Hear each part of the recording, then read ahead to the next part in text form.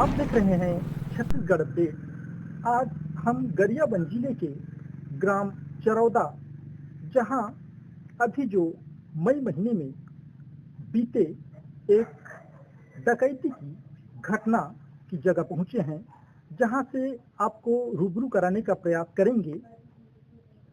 आज भी वो अपराधी नहीं पकड़ा गया है और इनके जो घर वाले हैं, इनके जो बच्चे हैं, इनके परिजन हैं, आज भी डर के साए में जीवन गुजारने मजबूर हैं। हालांकि पुलिस जो है जांच अपने स्तर पर कर रही है, फिर भी अब देखना होगा कि इनको डर के साए में कितना दिन और जीना पड़ेगा।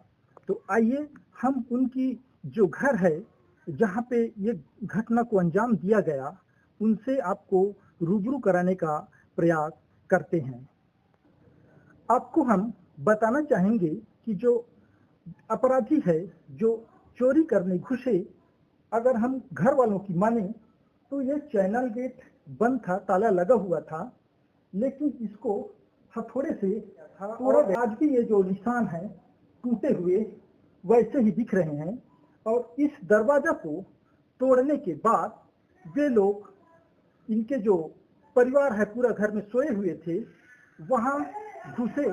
आइए आपको आगे का हम और भी दृश्य को दिखाते हैं जहां इन्होंने घटना को अंजाम दिया।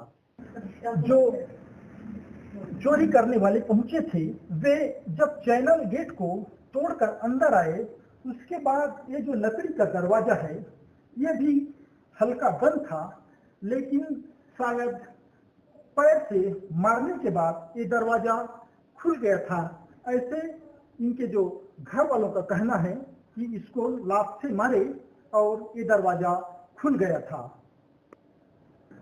जिसके बाद वे यहाँ पे उनका ये इलाका जो है, मैं कैमरा में से दिखाना चाहूंगा कि आप यहाँ का सीन भी थोड़ा दिखाएं।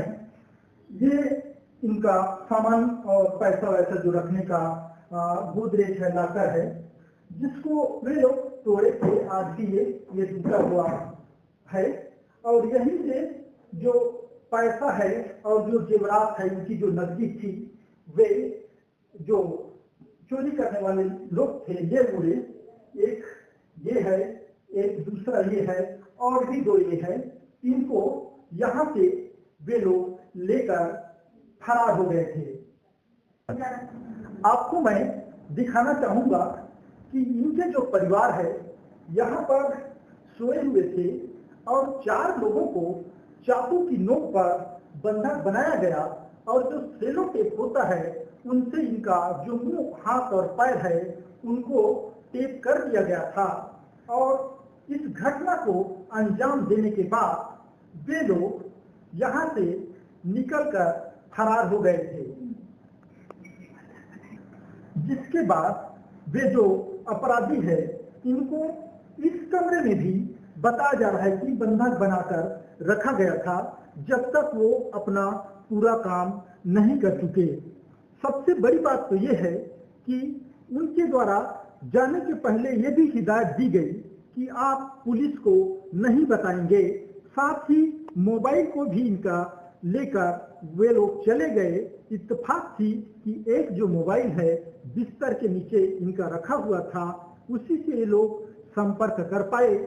वहीं जो अपराधी है उनके हौसले इतने बुलंद थे कि यहाँ जो घटना को अंजाम देने के बाद इनको ये भी कहा गया कि आपको हमारे आदमी या आपके कोई आदमी आकर ये जो लॉक किए हैं उसको खोल देंगे।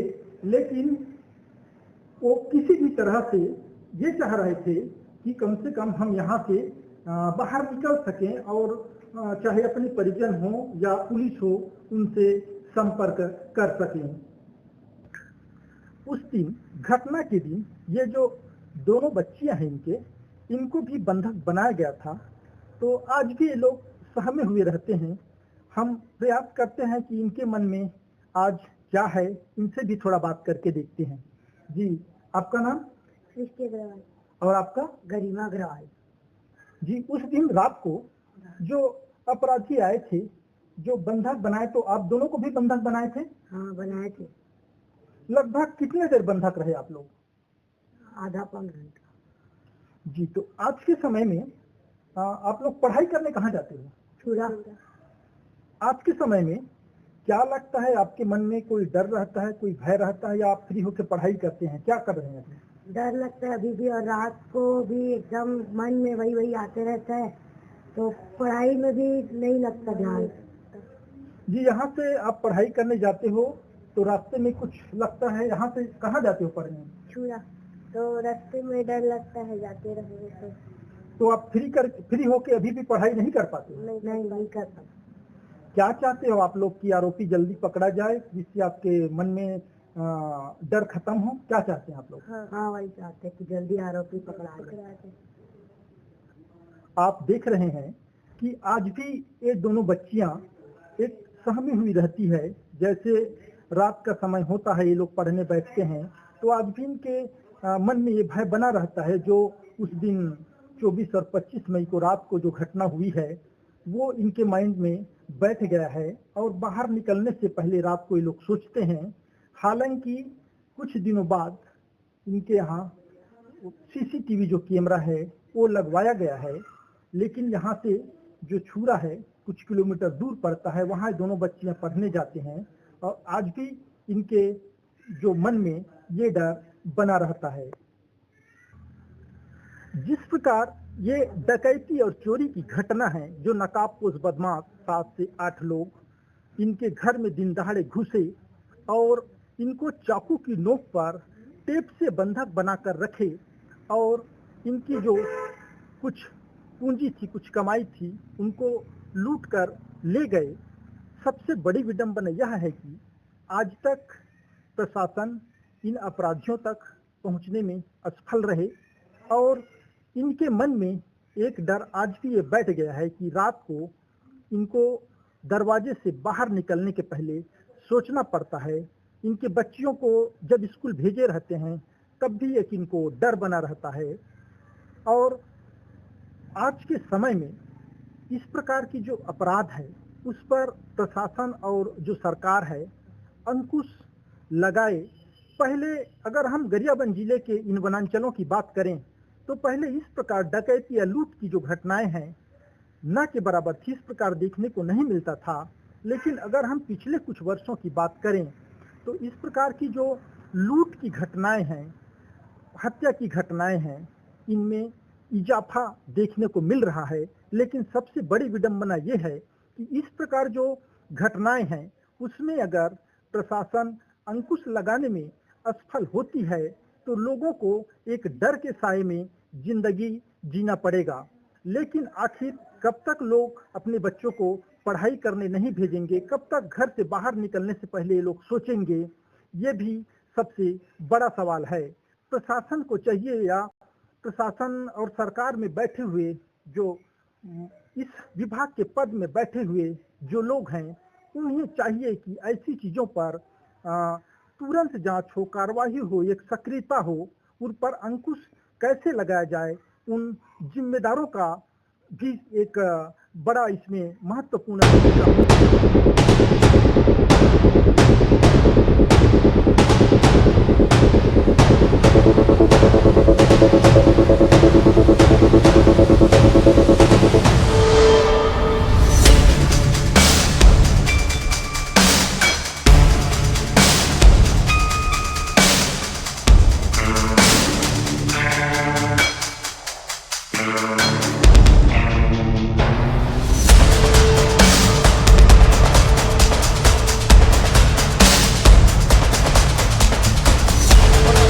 महत्वपूर्ण भूमिका होनी चाहिए। हालांकि पुलिस अपनी स्तर पर जांच करती है, और कई ऐसे केसेस हैं, अगर मैं इसी जिले की बात करूं, तो जो अभी तक पेंडिंग है, उसमें किसी प्रकार की सबूत या अपराधी नहीं पकड़े जाते हैं। लेकिन उस परिवार को, पुलिस के लिए महज एक घटना हो सकती है, लेकिन उस परिवार को उसका दंश जिंदगी भर झेलना पड़ता है। अगर हम इस वनांचल की बात करें, तो यहाँ अगर पुलिस जो है इस प्रकार की चीजों में परिवार को सुरक्षा व्यवस्था नहीं दे पाती है, तो सबसे बड़ी विडंबना ये है कि नक्सल प्रभावित एरिया होने के चलते यहाँ जो लोग अगर अपने एक संपत्ति या अपने परिवार की सुरक्षा के लिए गन की लाइसेंस लेना भी चाहें तो उन्हें कई वर्ष घूमना पड़ता है। उन्हें सुरक्षा के लिए लाइसेंस मिलना भी इतना आसान नहीं है। सबसे बड़ी विडंबना ये है कि प्रशासन और जो पुलिस है अपने स्तर पर जो भी कार्य करती है, सफलता और असफलता एक अलग बात है, लेकिन सबसे बड़ा और महत्वपूर्ण मुद्दा ये होता है कि आखिर ऐसे पीड़ित परिवारों के प्रति क्या होनी चाहिए, उन्हें क्या व्यवस्था देनी चाहिए। सुरक्षा व्यवस्था के नाम पर इन्हें ऐसे छोड़ देना भी उचित नहीं माना जा सकता है। छत्तीसगढ़ अपडेट में आज के लिए बस इतना ही।